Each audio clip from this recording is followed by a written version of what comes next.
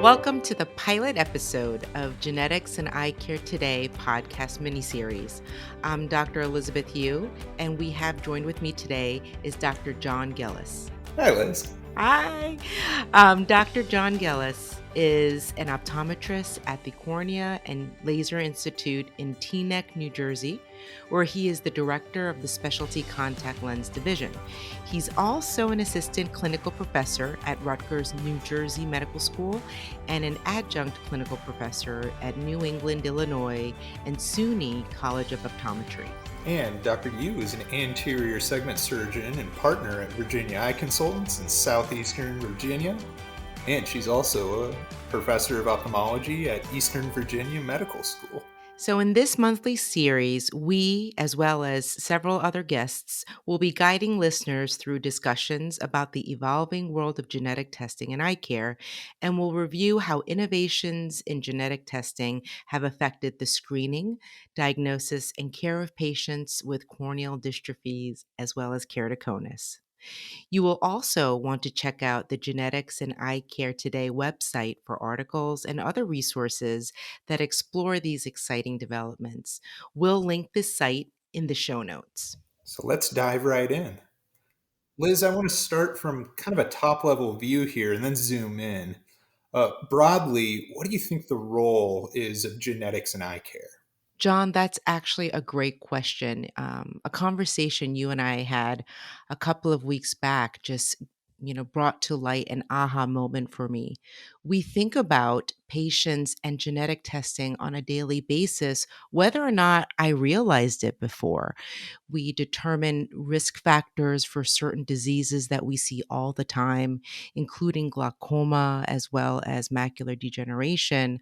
And we do recognize that there are some diseases like corneal dystrophies, which can be very linked to certain point mutations like those big H3 genes that we all know about.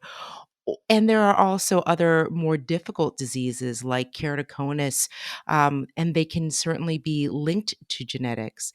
And eye care is definitely due for an awakening vis a vis genetics, and that awakening will be led by innovations in testing. And essentially, when clinicians further understand how genetics can truly fit into how patients are being evaluated, further managed, that decision tree, they'll be better able to offer the type of care that can level up and essentially revolutionize how they treat certain diseases like keratoconus or post LASIK ectasia, etc. Perfect. Well, let's zoom in a little bit on keratoconus and corneal dystrophies, really. And let's discuss how tools like the Avogen test from Avellino really fit into our screening and diagnosis of patients. A standard eye care exam clearly may not effectively screen a patient for keratoconus. By the time that we can see keratoconus or other corneal dystrophies on topography, the condition may have already advanced, such that trying to um, use intervention to mitigate or kind of stabilize the disease process is not going to be as effective as if it were caught earlier. This may be true also for borderline patients, where we're thinking of utilizing a genetic assessment in order to kind of serve as that quote unquote tiebreaker for determining whether or not intervention is necessary, as well as for me, really important in biomechanical diagnostic testing, right? So for my patients where I'm thinking about, is that cornea strong enough? Is the hysteresis stable enough for that patient to undergo corneal excimer laser refractive surgery? And diagnostic devices may not be feasible for all practices. And we certainly recognize that even so, it in itself is not the be all end all. It really is a combination of understanding how all of these play a role, including genetic testing, to strengthen us as clinicians. Yeah. And how do you feel that results from an Avogen test might be important for us to inform in clinical practice. The Avogen test for me, in my own hands, it was not just for academic interest. I mean, initially, sure, for patients who already had known keratoconus, it was great when I could utilize it for their family members to understand if they are at higher risk of for keratoconus or not. But the critical element is that the testing now allows clinicians to know earlier and with more confidence, and for me to be able to offer that earlier personalized treatment. And this knowledge is really empowering because we can stabilize patients sooner, prevent progression, and ultimately improve the quality of life. And this knowledge really helps to inform other treatment decisions, including patients' candidacy for refractive surgery, as well as other medical therapeutic treatment options like orthokeratology or therapeutic contact lenses without masking early disease. Keratoconus risk is linked to approximately 75 genes. Dr. Nazneen Aziz shares what Avogen, the genetic eye test from Avellino, can tell us about patient risk for developing keratoconus. Genetic diseases can be categorized into two general buckets: monogenic or polygenic diseases. Monogenic diseases are associated with a single gene's mutation. Cystic fibrosis is an example of a monogenic disease. At the other end of the genetic disease spectrum are polygenic diseases, also called complex or multigenic diseases. More than one gene is at play in polygenic disease. So, polygenic disease expression is linked with genetic factors such as a genetic mutation, but also with environmental factors such as diet or lifestyle.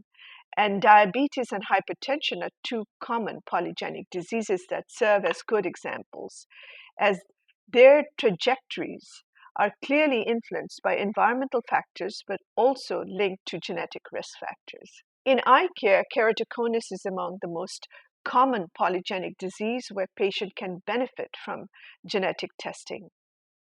Researchers have linked keratoconus to 75 genes, a number that may grow as we learn more about the disease.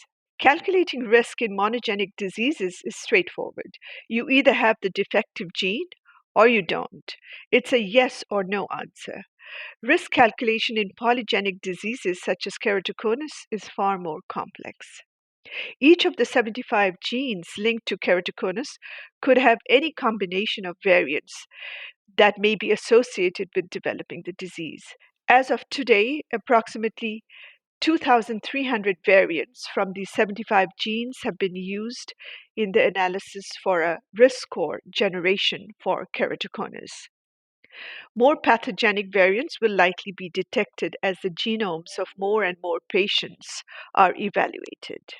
At Avellino, our Avagen genetic test care is a major breakthrough in early understanding of a patient's keratoconus risk in a way that is clinically relevant in everyday practice. It is relevant because it provides risk scores for both symptomatic and asymptomatic patients to enable eye care professionals to know early like never before. As we sequence the genome of more patients, more data will be available for geneticists like us. That means polygenic risk calculation for conditions like keratoconus and other diseases will become increasingly more precise over time for different ethnic groups. Enhanced genetic tests, such as those developed by Avellino, help clinicians practice what is termed personalized or precision medicine. If a high risk patient is identified via a genetic test that accurately calculates risk of getting the disease, then that patient's doctor may be confident enough to prescribe early intervention to address that either the disease is prevented from occurring or slowing down the trajectory of disease progression. This marriage between genetics and medicine is changing how medicine is practiced. allowing doctors to target the most at-risk patient without burdening low-risk patient with interventions that may not be needed. For Genetics and Eye Care Today, I'm Dr. Nazneen Aziz.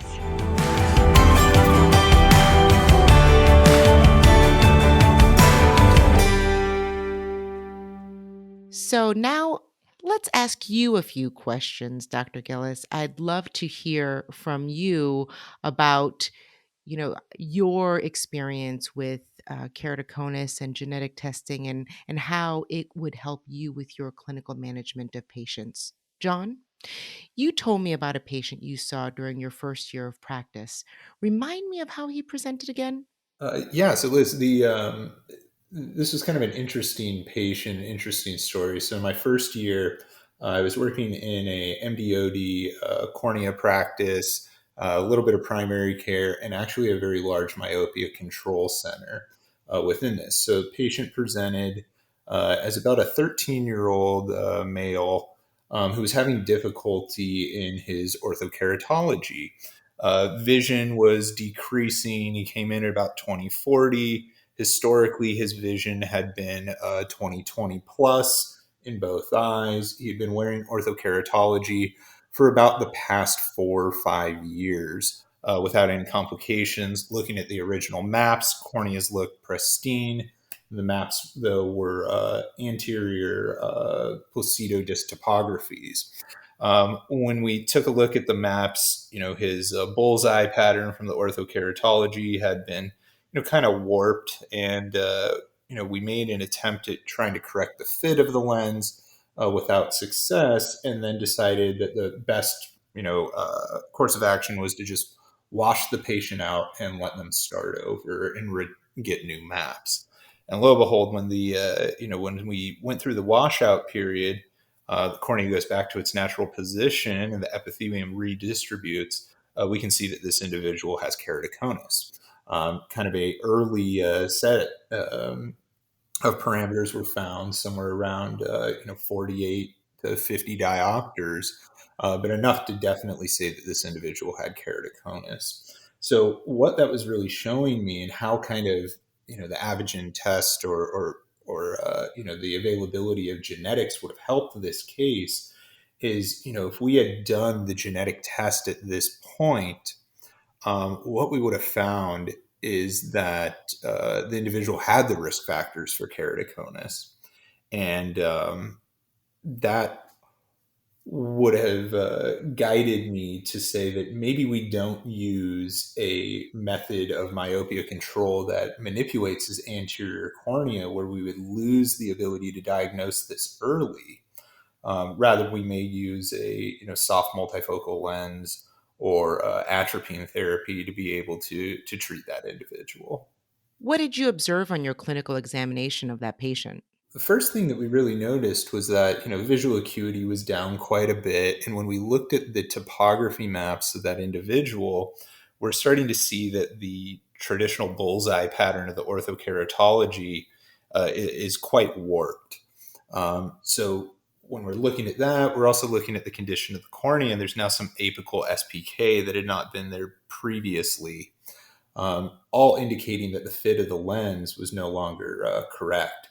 So, this obviously took place before something like the Avogen test was available. Now, if the Avogen test was available, at which point in this patient's orthokeratology treatment would you have done the test?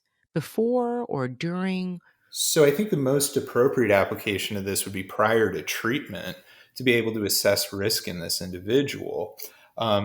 This individual, had we have had the test, we could have seen that they had possibly higher risk factors for development of keratoconus, which then would have changed my decision to take another method or a modality of myopia management for this individual, such as like a soft multifocal contact lens or the use of atropine.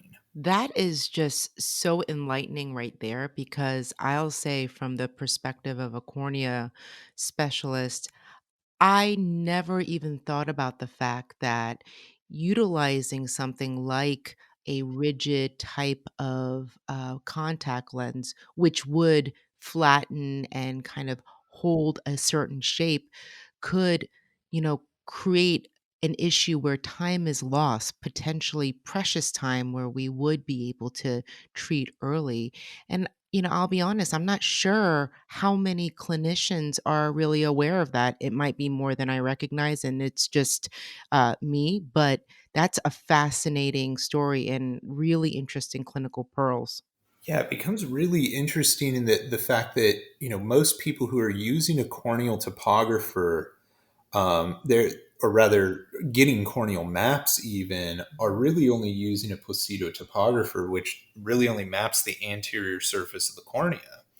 And if you're using a technology like orthokeratology that's made to manipulate the anterior cornea, and that's your only diagnostic factor for catching keratoconus, you've now effectively eliminated your only diagnostic factor. So interesting. It actually the idea of utilizing the Avogen as that extra source of information, um, it brings to light a patient case for me, which happened not too long ago. And I'm embarrassed and saddened to say that no, I'm pretty certain I have a post refractive surgery ectasia in a patient who was actually sent to me because of high withdrawal astigmatism. Now, the patient had normal looking topographies, nothing where there was that truncated bow tie centrally, not steep, average Ks. They've always had approximately 2 to 3 diopters of withdrawal astigmatism, now in their early 30s with an average pachymetry. Everything looked good on orb scan. Their posterior float was within normal limits. So I watched them from 1 year to the next, no progression. Absolutely thought, no, this is not keratoconus, does not look like form fruste or subclinical either. I do think that while I would not perform LASIK, that PRK is totally within the realm of limits. So I did perform PRK for her 3 years ago. First 2 years, completely stable, ecstatic with her vision. She comes back this year, and in her right eye, which she does rub some, there's definitely suspicious looking recurrence of astigmatism. So I'm treating this with cross-linking to prevent any further progression of the astigmatism. But this is a patient where I would have absolutely gotten an Avogen test for had it been available to me. Yeah, that it's so interesting, Liz. Like when you look at the application of this for prevention of complications and really making changes that would be actionable for the patient, that's extremely interesting. Like when you had this patient in your chair, there, was there any moment that gave you pause in your approach? And that answer is sadly no. Now, with the availability of a genetic test, yes, I would have had a pause because there's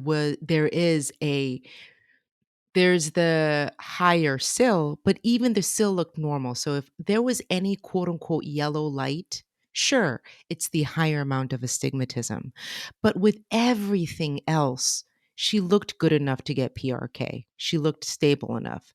Now, in the face of having another source of information that gives me inherent data about that person's, inherent predilection for progression or their corneal hysteresis based on their genetics, yes, that yellow light, any yellow light in my evaluation process for me means that I would be getting that genetic test as the tiebreaker to decide whether or not they are a refractive surgery candidate.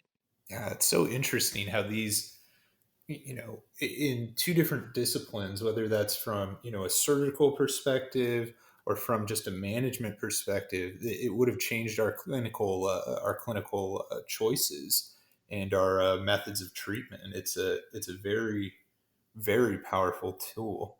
Could not agree with you more. Yeah. So, with that, thanks for joining us on this debut episode of Genetics and Eyecare Today. To stay up to date, subscribe in your podcast app of choice. In our 5 upcoming episodes, we'll cover a range of topics, so look out for the next episode to drop in your podcast feed next month. For now, I'm John Gellies. And I'm Elizabeth Yu.